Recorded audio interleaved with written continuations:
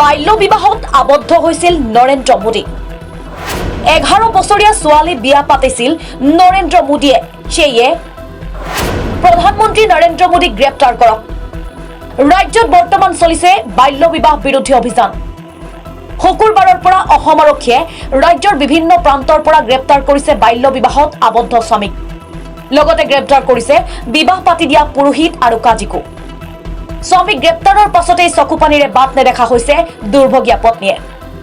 কোলাত কেঁচুৱালৈ আৰক্ষী থানাৰ সন্মুখত প্ৰতিবাদতো বহিছে এই সকল হতভগীয়া পত্নীয়ে। এনে কৰুণ পৰিৱেশ সৃষ্টি হোৱাৰ পাছতো মুখ্যমন্ত্ৰী ডক্টৰ হিমন্ত বিশ্ব শৰ্মাই বাল্য বিবাহ বিৰোধী অভিযান চলি থাকিব বুলি ঘোষণা কৰিছে। ৰাজ্য চৰকাৰৰ এনে বাল্য বিবাহ বিৰোধী অভিযানৰ সময়তে অসম প্ৰদেশ কংগ্ৰেছ কমিটিৰ সভাপতি ভূপেন কুমাৰ বৰাই উত্থাপন কৰিছে অতি চাঞ্চল্যকৰ অভিযোগ।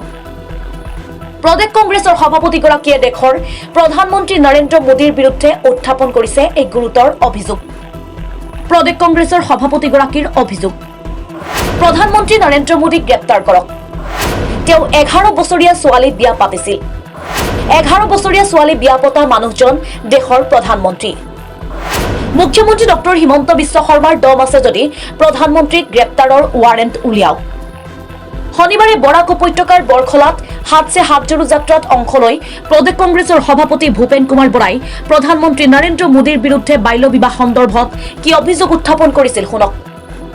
আৰু আজি যদি ভাৰতবৰ্ষত বাল্য বিবাহৰ কাৰণে কোনোবাক অসমৰ মুখ্যমন্ত্ৰীয়ে গ্ৰেপ্তাৰ কৰিব বিচাৰিছে আৰু সেই মানুহজন কোন যদি মুখ্যমন্ত্ৰীয়ে নাজানে, মই অসমৰ মুখ্যমন্ত্ৰী হিমন্ত বিশ্ব শৰ্মাক ক'ব বিচাৰিছোঁ, আপোনাৰ যদি দম আছে বাল্য বিবাহ কৰি অপৰাধ কৰা অসমৰ প্ৰধানমন্ত্ৰী নৰেন্দ্ৰ মোদীক গ্ৰেপ্তাৰ কৰিবৰ কাৰণে আপুনি আপোনাৰ ডিজিপিক পঠিয়াই দিয়ক। আপোনাৰ ডিজিপিক আপুনি প্ৰধানমন্ত্ৰীয়ে বাল্য বিবাহ কৰাৰ কাৰণে আপুনি তেওঁক গ্ৰেপ্তাৰ কৰিবৰ কাৰণে ৱাৰেণ্ট উলিয়াই পেলাই দম দেখুৱাওক। আপোনাৰ প্ৰধানমন্ত্ৰীয়ে 11 বছৰীয়া বিয়া পাতিছিল আৰু 11 বছৰীয়া ছোৱালীক বিয়া পতা মানুহ ভাৰতবৰ্ষৰ প্ৰধানমন্ত্ৰী হ'ব আৰু অসমৰ মুখ্যমন্ত্ৰীয়ে 20 বছৰ আগতে বাল্য বিবাহ কৰি এতিয়া ল'ৰা ছোৱালী বিয়া পাতিব পৰা বয়স হ'ল, এতিয়া তেওঁলোকক গ্ৰেপ্তাৰ কৰিবলৈ পুলিচ পঠিয়াইছে। আনহাতে ৰাজ্য চৰকাৰৰ বাল্য বিবাহ বিৰোধী অভিযানৰ সন্দৰ্ভত মুখ খুলিছে অসম জাতীয় পৰিষদৰ সভাপতি লুৰিণজ্যোতি গগৈ। ডক্টৰ হিমন্ত বিশ্ব শৰ্মা পূৰ্বেও দায়িত্বশীল মন্ত্ৰী হৈ থাকোঁতে বাল্য বিবাহ বিৰোধী এটা শব্দ উচ্চাৰণ কৰা নাছিল বুলি প্ৰশ্ন অসম জাতীয় পৰিষদৰ সভাপতিগৰাকীৰ। বাল্য বিবাহ বিৰোধী অভিযানৰ সন্দৰ্ভত অসম জাতীয় পৰিষদৰ সভাপতি লুৰিণজ্যোতি গগৈৰ ৰাজ্য চৰকাৰৰ বিৰুদ্ধে গুৰুতৰ অভিযোগ। মুছলমানক লক্ষ্য কৰি লৈছে, সাম্প্ৰদায়িক পৰিৱেশ সৃষ্টি কৰিব বিচাৰিছে। মাজুলীত কিয় প্ৰতিবাদৰ পাছত গ্ৰেপ্তাৰ কৰা স্বামীক মোকলাই দিলে? ইমান দিন কিয় বন্ধ হৈ থাকিল? তেওঁতো দায়িত্বশীল মন্ত্ৰী আছিল, এবাৰতো উচ্চাৰণ নকৰিলে। আজি মুখ্যমন্ত্ৰী হোৱাৰ লগে লগে প্ৰণয়ন কৰিছে, কিন্তু এখন প্ৰয়োগ কৰাৰ লগতে লগত সৃষ্টি হোৱা বাকী কথাবোৰ মোকাবিলা কৰিবলৈ কেনেকৈ তেওঁ ব্যৱস্থা গ্ৰহণ কৰিব, সেই সম্পৰ্কীয় কথা বতৰাবোৰ চৰ্চা কৰা দৰকাৰ। মাজুলীত প্ৰতিবাদ হোৱাৰ লগে লগে কিয় মুকলি কৰি দিব লগা হ'ল?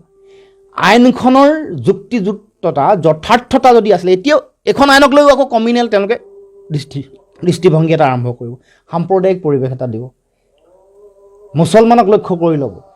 কিন্তু মাজুলীৰ জনজাতীয় ভাইসকলে আজি প্ৰতিবাদ কৰাৰ পিছত খুলি দিলে কিয়? তেওঁলোকক এৰি দিব লগা হ'ল কিয়? এই প্ৰশ্নটোৰ উত্তৰ দিব লাগিব। কাইলৈ পৰহিলে চৰকাৰ এই গোটেই কথাটোৰ কাৰণে কোনোবা 2-এগৰাকী মানুহে আত্মহনন হৈছে, কোনোবা 2-এগৰাকী ব্যক্তি কাল আহি থাকিব লগা দিন হ'ব, তেনেকুৱা ঘটনা ঘটিব। তাৰ কাৰণে কোনে দায়িত্ব ল'ব? জগৰীয়া কোন হ'ব?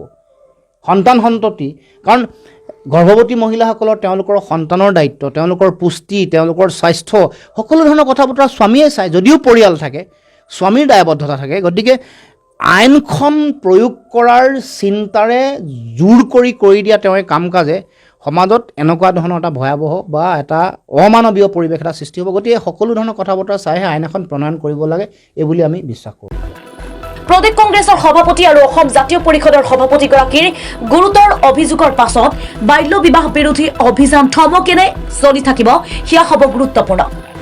কিন্তু ভূপেন কুমাৰ বৰা আৰু লুৰিণজ্যোতি গগৈ উত্থাপন কৰা গুৰুতৰ অভিযোগৰ উত্তৰ বাল্য বিবাহ বিৰোধী অভিযানৰ মূল খনিকৰ মুখ্যমন্ত্ৰী ডক্টৰ হিমন্ত বিশ্ব শৰ্মাই কেনেকৈ দিয়ে, সেয়াও হ'ব লক্ষণীয়। News Desk Report, The CrossCurrent.